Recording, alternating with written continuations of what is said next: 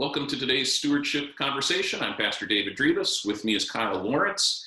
And before we begin our talk, I'm just going to share with you again the verse from Psalm 37, verse 23, that's guiding our stewardship conversations this year.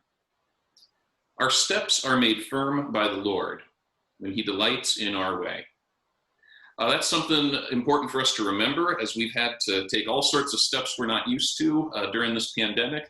And I'm excited that Kyle Lawrence is going to tell us what that's been like for him. Just by way of introduction, Kyle and his wife Beth and their children Jude, Asher, and Naomi joined our church on Easter Sunday 2019. So they're relatively new, but not completely new to the community.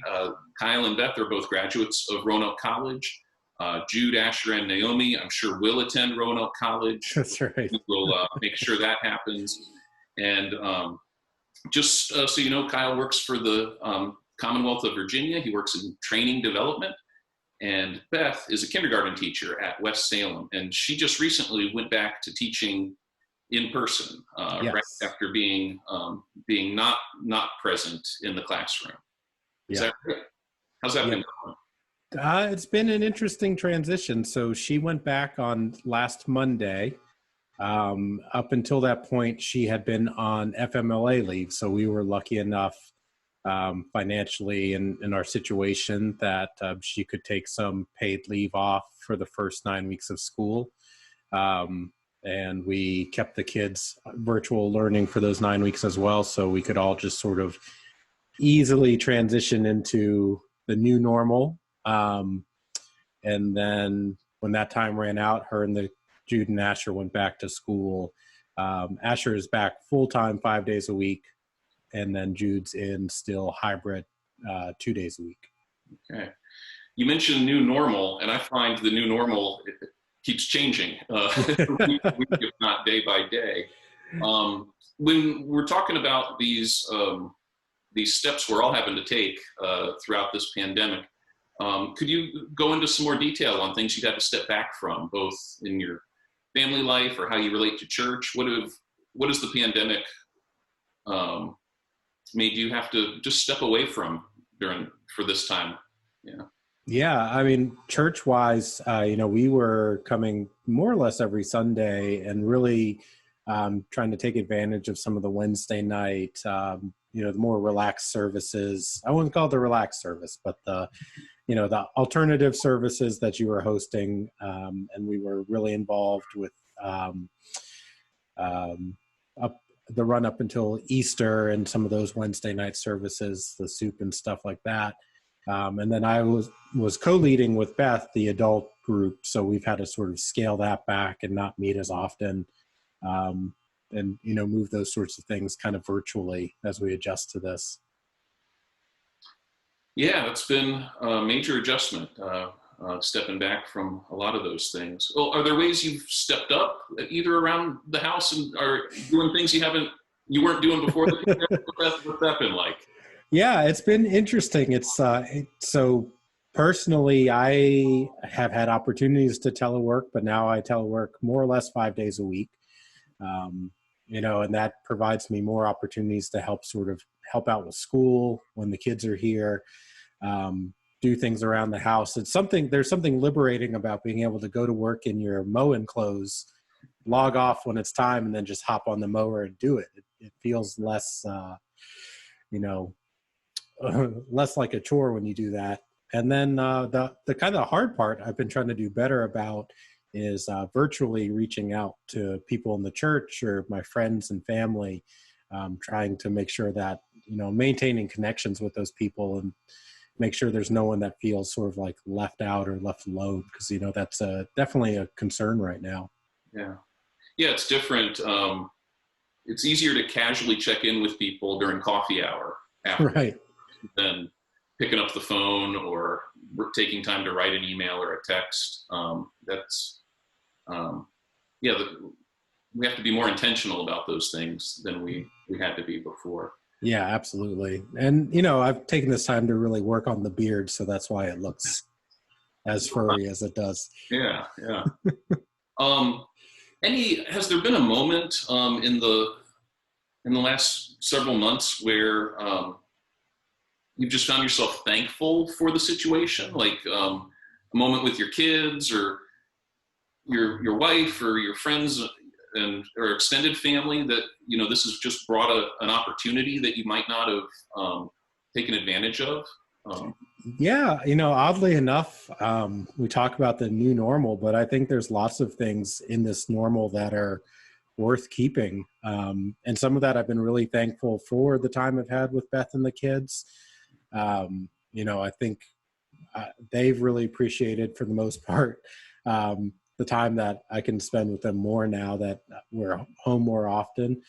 And with sort of our friends and our friend group, I think we've been more, again, intentional about communicating and stuff. So we were for a while doing a weekly movie where people picked a movie and we watched it together and, live streamed and talked. So there's been opportunities of sort of like fellowship with people virtually.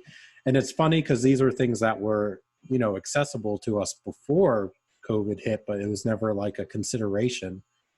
But with the hand being forced, and adapting to those things, it's like discovering things that were already there. Yeah, that's right. And we chose not to do that stuff before, or right. It didn't even occur. If you'd asked me to live stream a service March 12th, I would have said, I don't know how to do that. Right. We've had to figure these things out. Some ways you've stepped up that I really appreciate. You helped with our trivia night on Zoom back in September. That was a lot of fun. Thank you for that. And you're going to be on church council in 2021. Yes. Yeah, so thank you for stepping up in that way. Are there any other ways that you plan to step up in 2021, things you and Beth are talking about? Yeah, definitely. So, well, first, I think I'm really excited to serve on church council, and I think we should do trivia night again because it was a great success. But I think one thing that we've talked about where our stewardship and fellowship has been lacking has really been in giving with the church. We've, like you said, been part of the community for a while, but members for a little less than that, but that's not been something that's been sort of regular for us. And we really plan to make that more part of our, I would say, just how we worship. Yeah, and thank you for thinking in those terms. It's stewardship is really an all-encompassing thing. You've been great stewards of your time and your talents by getting the Generation XYZ group together, and council's going to be taking some time and some energy. So y'all are already invested in the ministries of our church, and I'm glad you're thinking about what that means financially in 2021. I hope that means you're going to pledge, because that's a big help for all of us. Yeah, I think that's the first step to really making us commit to it is pledging, so we have that sort of little prod along the way of, you promise this, you got to keep your promises. Well, yeah, and it helps. Similar the commitment you've made to council. That's, you've said you're going to be at those meetings and have to deal with me and things like that on a monthly basis. So that extra level of commitment, I think, does help all of us. Thank you for sharing a bit of your story. I did want to bring our conversation to a close with the next verse in Psalm 37. Because, every step of the way isn't going to go perfectly. In fact, at church, we took a step into the worshiping in the sanctuary and then got some new information about how the virus is going right now. And we said, okay, we're going to take a step back from that right now. And I think that's the right call. I feel a little bad about taking a step forward and then taking a step back, but we're going to have to adjust as the situation changes around us. Yeah, absolutely. Yeah, so I take comfort from the next verse in the psalm. Though we stumble, we shall not fall headlong, for the Lord holds us by the hand. So for all the steps we're taking as a church, that you're taking with your family, we give thanks that God is with us every step of the way, and we should take comfort in that. So thanks again for sharing your story with me and with the congregation, Kyle. Oh, you're welcome. Thanks for having me.